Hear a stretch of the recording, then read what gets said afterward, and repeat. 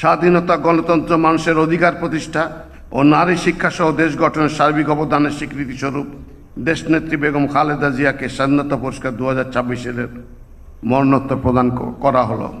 বেগম খালেদা জিয়ার পক্ষে পুরস্কার গ্রহণ করার জন্য তার নাতনি মিস জাইমা রহমানকে অনুরোধ জানাচ্ছি।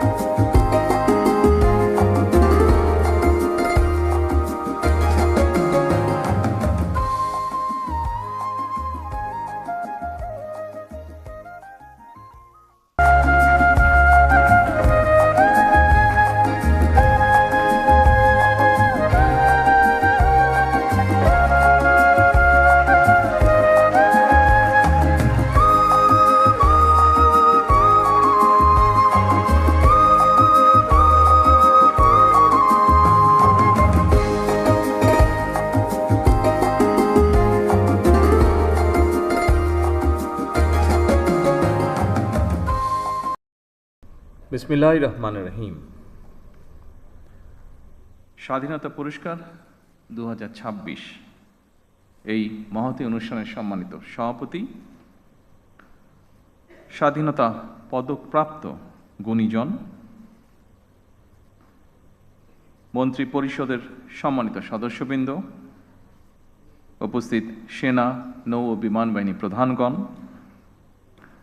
সুশীল সমাজের সম্মানিত প্রতিনিধিগণ, উপস্থিত সুধীবৃন্দ এবং প্রিয় দেশবাসী, আসসালামু আলাইকুম। আজকের এই মহতী অনুষ্ঠানের শুরুতেই আমি বাংলাদেশের জন্মযুদ্ধে বীর শহীদদের অত্যন্ত শ্রদ্ধা ভরে স্মরণ করতে চাই, যাদের আত্মত্যাগে আমাদের স্বাধীন সার্বভৌম এই প্রিয় বাংলাদেশ, মুক্তিযুদ্ধে যারা আহত হয়েছেন, পঙ্গু হয়েছেন, সেই সকল আহত পঙ্গু মুক্তিযোদ্ধাদের প্রতি আমার গভীর শ্রদ্ধা এবং সম্মান। তাদের উদ্দেশ্যে বলতে চাই, আপনাদের এই সাহসী ভূমিকা এখনো বাংলাদেশের স্বাধীনতা প্রিয় মানুষের জন্য প্রেরণার উৎস। 1971 সালের স্বাধীনতা অর্জনের যুদ্ধ থেকে শুরু করে 2024 সালে দেশ এবং জনগণের স্বাধীনতা রক্ষার যুদ্ধ, এভাবে দেশের প্রতিটি ক্রান্তি লগ্নে যারা জীবন দিয়েছেন, আহত হয়েছেন, নির্যাতন নিপীড়নের শিকার হয়েছেন, তাদের প্রতি বিনম্র শ্রদ্ধা। বাংলাদেশের সবচেয়ে গৌরবময় পুরস্কার স্বাধীনতা পুরস্কার। এটি বাংলাদেশের সবচেয়ে গৌরবজনক রাষ্ট্রীয় সম্মান। স্বাধীন বাংলাদেশের বিভিন্ন ক্ষেত্রে যারা দেশ এবং জনগণের জন্য স্মরণীয় অবদান রেখেছেন কিংবা ইনশাআল্লাহ ভবিষ্যতে রাখবেন, তাদেরকে রাষ্ট্রীয় সম্মাননায় ভূষিত করতে বাংলাদেশের স্বাধীনতার ঘোষক শহীদ রাষ্ট্রপতি জিয়াউর রহমান 1977 সালে স্বাধীনতা পুরস্কার প্রবর্তন করেছিলেন।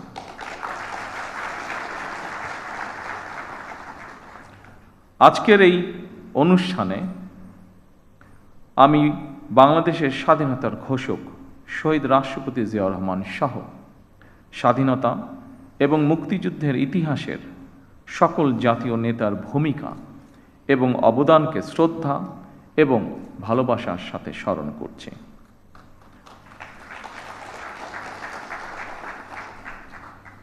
আমরা যদি হীন দলীয় স্বার্থে আমাদের ইতিহাসের জাতীয় নেতাদের ভূমিকাকে শ্রদ্ধার সঙ্গে স্মরণ করতে কার্পণ্য করি, তাহলে ভবিষ্যতের ইতিহাস আমাদেরকেও ক্ষমা করবে না। আমি বিশ্বাস করি ঐতিহাসিক সত্য মেনে নিতে দ্বিধাচিত্তে থাকা হীনমন্যতার পরিচয়। সম্মানিত উপস্থিতিবৃন্দ, স্বাধীনতা, মুক্তিযুদ্ধ, বিজ্ঞান ও প্রযুক্তি, চিকিৎসাবিদ্যা, শিক্ষা, সাহিত্য, সংস্কৃতি, ক্রীড়া, পল্লী উন্নয়ন, সমাজসেবা, জনসংখ্যা নিয়ন্ত্রণ, জনপ্রশাসন, গবেষণা ও প্রশিক্ষণ এবং অন্য কোনো ক্ষেত্রেও যারা গৌরবোজ্জ্বল ও কৃতিত্বপূর্ণ অবদান রেখেছেন এমন ব্যক্তি, গোষ্ঠী, প্রতিষ্ঠান এবং সংস্থাকে প্রতি বছর দেশের সর্বোচ্চ জাতীয় পুরস্কার স্বাধীনতা পুরস্কার ভূষিত করা হয়। চলতি বছর স্ব ক্ষেত্রে কৃতিত্বপূর্ণ অবদানের জন্য সরকার 15 জন বিশিষ্ট নাগরিক এবং 5টি প্রতিষ্ঠানকে স্বাধীনতা পুরস্কারে ভূষিত করেছে। দেশে গণতন্ত্র প্রতিষ্ঠা এবং নারী শিক্ষাসহ দেশ গঠনে অসামান্য অবদানের জন্য বেগম খালেদা জিয়াও এবছর মরণোত্তর স্বাধীনতা পুরস্কার পেয়েছেন। আরও কয়েকজন বিশিষ্ট নাগরিকের সাথে স্বাধীনতা পদক প্রাপ্ত সকল গুণীজন এবং প্রতিষ্ঠানকে আমি আমার নিজের এবং দেশ ও জনগণের পক্ষ থেকে আন্তরিক অভিনন্দন এবং মোবারকবাদ জানাই। দেশ এবং জনগণের জন্য বিভিন্ন ক্ষেত্রে আপনাদের এই অবিস্মরণীয় অবদান বাংলাদেশকে করবে সমৃদ্ধ। আজ এবং আগামীর বাংলাদেশে প্রজন্মের পর প্রজন্ম ধরে আপনাদের এইসব অবদান প্রেরণার উৎস হবে বলে আমি বিশ্বাস করি। বাংলাদেশের গণ্ডি পেরিয়ে স্ব ক্ষেত্রে আপনাদের অবদান এবং সফল কর্মগুলো অদূর ভবিষ্যতে বিশ্ব দরবারেও সমাদৃত হবে বলে আমরা দেশবাসী বিশ্বাস করি দৃঢ়ভাবে। সম্মানিত সুধীবৃন্দ, অসংখ্য প্রাণের বিনিময়ে আমরা একটি স্বাধীন বাংলাদেশ পেয়েছি। সেই বাংলাদেশটি এখন 55 বছর পার করে ফেলেছে। এত বছরেও আমাদের যেমন অনেক প্রাপ্তি রয়েছে, অপ্রাপ্তিও কিন্তু কম নয়। সুতরাং আমাদের প্রত্যাশিত স্বনির্ভর সমৃদ্ধ বাংলাদেশ গড়তে হলে প্রতিশোধ, প্রতিহিংসা কিংবা অযথা বিতর্ক নয়। শহীদ রাষ্ট্রপতি জিয়াউর রহমান বলতেন, জাতীয় ঐক্য আমাদের শক্তি, বিভাজন আমাদের দুর্বলতা। সেই কথা স্মরণ করেই বলতে চাই, আমাদের পথ মত ভিন্ন হতে পারে, আমাদের মধ্যে বিভিন্ন ইস্যুতে বিতর্ক বিরোধ থাকতে পারে, তবে আমাদের মধ্যেকার বিতর্ক বিরোধ যেন শত্রুতায় রূপ না নেয়।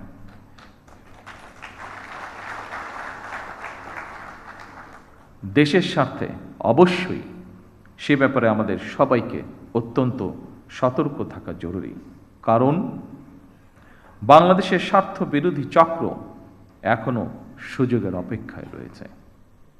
সম্মানিত সুধীবৃন্দ, সম্মানিত সভাপতি, দুর্নীতি দুঃশাসনে পর্যুদস্ত একটি ভঙ্গুর অর্থনীতি, দুর্বল শাসন কাঠামো আর অবনতিশীল আইনশৃঙ্খলা পরিস্থিতির ভেতর দিয়ে নতুন সরকার যাত্রা শুরু করেছে। আইনশৃঙ্খলা পরিস্থিতির উন্নয়ন, দুর্নীতি নিয়ন্ত্রণের মাধ্যমে জনজীবনে শান্তি, নিরাপত্তা ফিরিয়ে আনাই হচ্ছে আমাদের সরকারের অন্যতম প্রধান অগ্রাধিকার। বাংলাদেশের বর্তমানে এক বিশাল সংখ্যক কর্মক্ষম জনগোষ্ঠী রয়েছে। কর্মক্ষম এই জনগোষ্ঠীর জন্য কর্মসংস্থান তৈরির এই মুহূর্তে হচ্ছে বড় চ্যালেঞ্জ। শুধু অর্থনীতি নয়, ফ্যাসিবাদী শাসন আমলে আমাদের শিক্ষা ব্যবস্থাও বিপর্যয়ে নেমে এসেছিল। এমনকি ইন্টারিম গভর্নমেন্টের সময়ও শিক্ষা ব্যবস্থায় শৃঙ্খলা ফেরেনি দুঃখজনকভাবে। বর্তমান প্রতিযোগিতামূলক বিশ্বে টিকে থাকতে হলে দেশের শিক্ষা ব্যবস্থাকে আধুনিক এবং অবশ্যই কর্মমুখী করতেই হবে। শিক্ষা ব্যবস্থাকে বাস্তবমুখী করার কাজটিও আমরা শুরু করেছি। দেশের অর্ধেকের বেশি নারী। নারীদের জন্য নিরাপদ বাংলাদেশ গড়ে তুলতে না পারলে আমাদের কোনো উদ্যোগই সহজে সফল হবে না। এভাবে প্রতিটি সেক্টরকে চিহ্নিত করে সরকার কর্মপরিকল্পনা বাস্তবায়নের কাজ এরই ভিতরে শুরু করেছে। জনগণের রাষ্ট্র পরিচালনার দায়িত্ব পাওয়ার আগেই আমরা বিস্তারিতভাবে দেশের জনগণের সামনে দলীয় ইশতেহার ঘোষণা করেছিলাম। রাষ্ট্র মেরামতের অঙ্গীকার নিয়ে আমরা প্রকাশ্যে জুলাই সনদ বাস্তবায়নের জন্য স্বাক্ষরও করেছিলাম। জনগণ আমাদের প্রতিটি অঙ্গীকারের পক্ষে সমর্থন জানিয়েছেন। এবার আমাদের অঙ্গীকার বাস্তবায়নের পালা। সম্মানিত সকল উপস্থিতিবৃন্দ, আমরা ইতিমধ্যেই জনগণের সামনে দেওয়া অঙ্গীকার বাস্তবায়নের কাজ শুরু করেছি। আমরা দলীয় ইশতেহারে এবং স্বাক্ষরিত জুলাই সনদের প্রতিটি দফা, প্রতিটি অঙ্গীকার অক্ষরে অক্ষরে পালন করব ইনশাআল্লাহ। আমি বিশ্বাস করি ব্যক্তিগতভাবে পুঁথিগত পরিবর্তনের চেয়ে মানসিকতার পরিবর্তন অত্যন্ত বেশি জরুরি। বিএনপি সরকার যতবার রাষ্ট্র পরিচালনার সুযোগ পেয়েছে বারবার চেষ্টা করেছে এর প্রমাণ দিতে। সম্মানিত উপস্থিতিবৃন্দ, বৈশ্বিক যুদ্ধ পরিস্থিতির মধ্যেও আমরা সব কিছু চেষ্টা করছি স্বাভাবিক রাখার। বিশ্বের সকল দেশে তেল ডিজেলের দাম বাড়ানো হলেও আমরা জনদুর্ভোগের কথা বিবেচনা করে এখন পর্যন্ত এই সিদ্ধান্তটি নেইনি। এই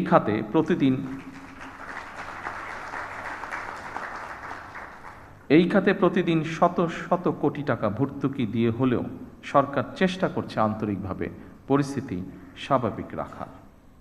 জনগণের সুবিধা নিশ্চিত রাখতে সরকার সম্ভাব্য সকল প্রকার প্রচেষ্টা অব্যাহত রেখেছে। কারণ বর্তমান সরকার জনগণের দ্বারা নির্বাচিত একটি সরকার। বর্তমান সরকার জনগণের কাছে দায়বদ্ধ সরকার। সম্মানিত উপস্থিতিবৃন্দ, প্রিয় সাংবাদিক ভাইরা, আমি আশ্বস্ত করতে চাই জনগণের বিচলিত হওয়ার কোনো কারণ নেই। তবে আমরা যদি সকলেই রাষ্ট্রীয় আচার অনুষ্ঠানে বাহুল্যের বর্জন, এমনকি পারিবারিক পর্যায়েও যদি অমিতব্যয়িতা পরিহার করি, তার জন্য আমি দেশের সকল মানুষকে অনুরোধ জানাচ্ছি। সম্মানিত সুধীবৃন্দ,